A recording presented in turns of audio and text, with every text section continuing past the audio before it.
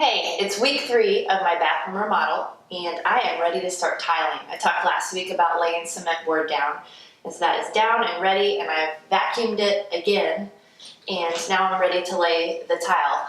Now, typically when you lay tile, you want to find the center of the room. However, I'm doing mosaic tile, and so that kind of falls under a different category.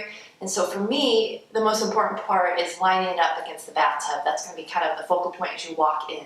So I am going to begin at the bathtub with laying tile. I'm going to show you how. So I'm going to begin tiling here in the corner. And so what I've done, it's probably hard for you to see, but I have this tile piece cut so it fits right up against the tub because I want to make sure that my tub and the tile is all level. So I'm going to start here. So what I've done is I've drawn a straight line this way, and then I've also drawn a straight line this way because I want to make sure that I stay on track.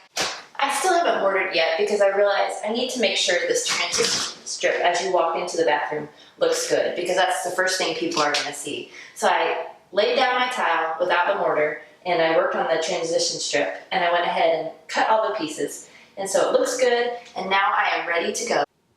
So for my bathroom, I need to make sure I had transition strip because the bathroom's tile and my hallway is actually carpet, even though I've pulled it back just to make it easier to work. But if you look, this is what my transition strip looks like. And so I will actually mortar that onto the cement board and then mortar the tile right onto that.